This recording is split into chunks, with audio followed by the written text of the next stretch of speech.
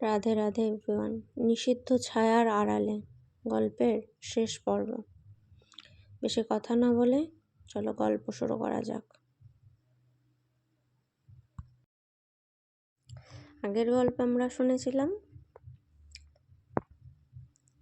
তারা একটা মেয়েকে দত্তক নিয়েছে, নাম ইরা। এবার আমরা শুনবো ইরার বড় হয়ে ওঠা। 10 বছর কেটে গেছে। ইরা এখন ক্লাস 9-এ পড়ে।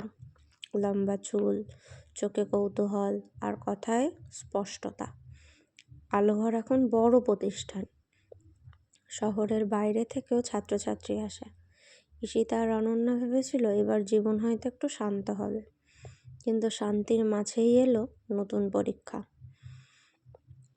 একদিন ইরা স্কুল থেকে ফিরে দরজা বন্ধ করে দিল। খাওয়া দাওয়া কিছুই করলো না। অনন্যা দরজার বাইরে দাঁড়িয়ে বলল, কি হয়েছে মা? ভেতর থেকে ভাঙা গলা, ওরা বলছে আমার পরিবার নাকি নর্মাল না। ঈশিতার বুক হিম হয়ে গেল। পরদিন জানা গেল কয়েকজন অভিভাবক স্কুলে অভিযোগ করেছে এই কেমন পরিবার থেকে আসা মেয়েরা অন্যদের ওপর প্রভাব ফেলতে পারে। এরা প্রথমবার নিজের পরিচয়ের জন্য আঘাত পেল। রাতে ইরা চুপচাপ জিজ্ঞেস করলো, আমার কি লজ্জা পাওয়া উচিত? ঈশিতা চোখের জল লুকিয়ে বলল, লজ্জা তাদের পাওয়া উচিত যারা ভালোবাসাকে অপমান করে। অনন্যা ইরার হাত ধরে বলল, তুমি কারো ভুল ধারণার জন্য নিজেকে বদলাবে না। কিন্তু তবুও ভয় ছিল, যদি ইরা ভেঙে পড়ে।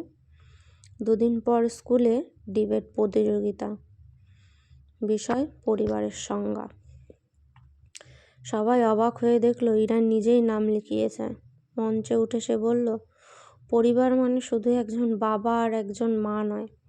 পরিবার মানে যেখানে ভালোবাসা আছে, নিরাপত্তা আছে, সম্মান আছে। আমার 2 মা আছে আর আমি গর্বিত আমার মায়েদের নিয়ে। হলঘর নিস্তব্ধ। তারপর ধীরে ধীরে করতালি। শুধু ছাত্ররা নয়, কয়েকজন শিক্ষকও উঠে দাঁড়ালেন। সেদিন রাতে ইরা হাসি মুখে বাড়ি ফিরল। আজ আমি কাউকে উত্তর দিতে ভয় পাইনি। ঈশিতা আর অনন্যা একে অপরের দিকে তাকালো। তাদের চোখে জল, কিন্তু সেটা গর্বের। অনন্যা ফিসফিস করে বলল, আমাদের লড়াই বিফলে যায়নি। ঈশিতা উত্তর দিল, আমরা শুধু নিজেদের জন্য না, ওর ভবিষ্যতের জন্যও লড়েছিলাম। কয়েক বছর পর ইরা কলেজ গেল, নিজের মতো করে বাঁচতে শিখল। আলোঘর এখন এক আন্দোলনের নাম। অনেক তরুণী এখানে এসে নিজেদের গল্প শেয়ার করে। আর প্রতি সন্ধ্যায় বারান্দায় দাঁড়িয়ে ঈশিতা আর অনন্যা এখনো হাত ধরে আকাশ দেখে। ঝড় আসে যায়, কিন্তু ভালোবাসা যদি শিকড় গাঁথে তাকে আর উপড়ে ফেলা যায় না। এরপর ইরার প্রেম, আরো এক নতুন আন্দোলন। সময় গড়িয়ে গেছে আরো কয়েক বছর। ইরা এখন কলেজের শেষ বর্ষে। আত্মবিশ্বাসী, স্পষ্টভাষী আর ভেতরে ভেতরে খুব সংবেদনশীল। আলোঘর এখন শুধু কোচিং সেন্টার নয়, এটা এক কমিউনিটি স্পেস। মাসে একবার সেখানে খোলা আলোচনা হয়, পরিচয়, মানসিক স্বাস্থ্য, পরিবার, স্বপ্ন নিয়ে। ঈশিতা আর অনন্যা দূর থেকে দেখে নতুন প্রজন্ম কতটা বদলে গেছে। একদিন ইরা বাড়ি এসে চুপচাপ রাতে খাওয়া দাওয়া করার পর বলল, মা, আমি কারোর সাথে দেখা করেছি। অনন্যা মুচকি হাসল, ছেলে না মেয়ে? ইরা হেসে বলল, মেয়ে, নাম মীরা। ঈশিতা আর অনন্যা একে অপরের দিকে তাকালো। কোনো চমক নয়, কোনো ভয় নয়, শুধু শান্ত গর্ব। কিছুদিন পর মীরা বাড়িতে এলো, লাজুক কিন্তু চোখে দৃঢ়তা। খাবার টেবিলে 4 জনের হাসি শুনে মনে হচ্ছিল এই বাড়ির ভালোবাসা সত্যিই বেড়েছে। কিন্তু বাইরে সবসময় এত সহজ নয়। নতুন শহর, নতুন সংগঠন পোস্টার লাগাতে শুরু করলো, প্রচলিত মূল্যবোধ রক্ষা করো। তাদের ইঙ্গিত স্পষ্ট। একদিন আলোঘরের দেয়ালে কালি ছিটিয়ে দেওয়া হলো, লেখা, এটা বন্ধ করো। ইরা রেগে উঠল, আমরা চুপ থাকবো না। ঈশিতা শান্ত গলায় বলল, রাগ আগুন জ্বালায় কিন্তু আলো দেয় না। আমাদের আলো হতে হবে। ইরা আর তার বন্ধুরা শহরের পার্কে এক ওপেন মিটিং আয়োজন করলো। নাম দিল ভালোবাসার মিছিল। ছোট্ট আয়োজন ভেবেছিল তারা, কিন্তু দেখা গেল শত শত মানুষ এসেছে। কেউ পোস্টার হাতে, আমার পরিবার আমার অধিকার। কেউ লিখেছে ভালোবাসা শেখায়, ঘৃণা না। ইরা মঞ্চে উঠে বলল, আমি 2 মায়ের মেয়ে।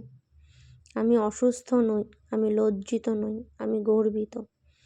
ভিড় করতালিতে ফেটে পড়ল। অনন্যা ভিড়ের মধ্যে দাঁড়িয়ে কাঁদছিল।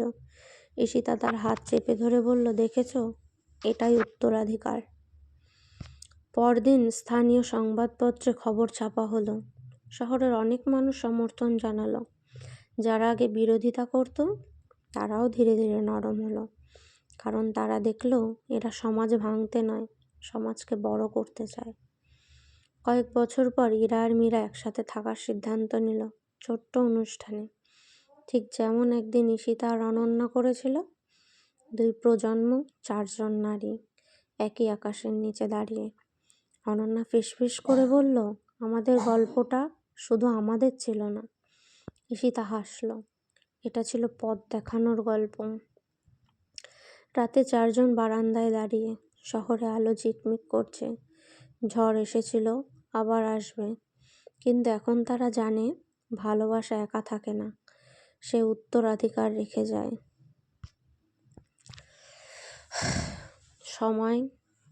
সময়ের চাকা থামে না। আর ভালোবাসা যদি সত্যি হয় তাহলে সে সময়ের সাথেই বড় হয়।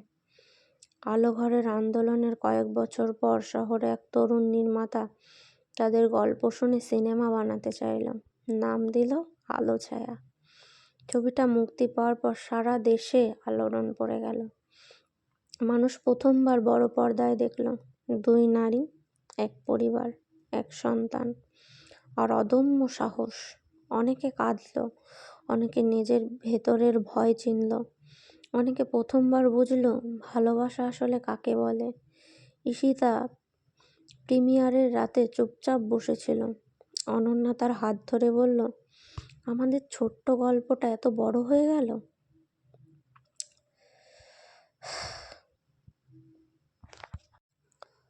ঈশিতা হেসে উত্তর দিল, কারণ এটা শুধু আমাদের গল্প ছিল না।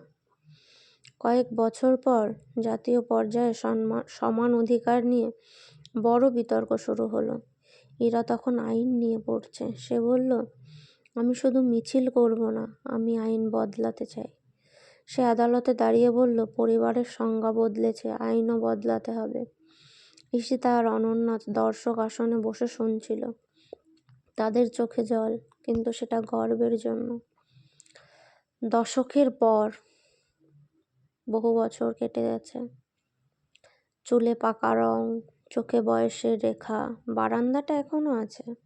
শহর বদলে গেছে, কিন্তু আকাশ একই আছে। এক সন্ধ্যায় অনন্যা বলল, ভয়টা মনে আছে? ঈশিতা মৃদু হেসে বলল, ভয় ছিল বলেই তো সাহসের মানে বুঝেছি। ইরা এখন নিজের পরিবার গড়েছে, মীরা তার পাশে। আলো ঘর এখন একটা ট্রাস্ট। দেশের নানা প্রান্তে শাখা খুলেছে। একদিন ইরা তাদের পুরনো বাড়িতে একটা ফ্রেম ঝুলিয়ে দিল। সেখানে লেখা, ভালোবাসা লুকাতে শেখায় না, দাঁড়াতে শেখায়। নিচে 4টে নাম, ঈশিতা, অনন্যা, ইরা, মীরা। একদিন সবাই চলে যাবে, কিন্তু গল্প থাকবে। কোনো এক তরুণী হয়তো বহু বছর পরে গল্প পড়বে, নিজের ভয় নিয়ে বসে থাকবে, তারপর উঠে দাঁড়াবে, কারণ সে জানবে কেউ একদিন দাঁড়িয়েছিল, আর সেই দাঁড়ানো ছিল সবচেয়ে বড় পূর্ণতা। কেমন লাগলো গল্পটা? ভালো লাগলে অবশ্যই একটা লাইক, কমেন্ট, শেয়ার করে দিয়ে যাবেন। এটা ছিল শেষ পর্ব। ততক্ষণের জন্য ভালো থাকবেন, সুস্থ থাকবেন। রাধে রাধে।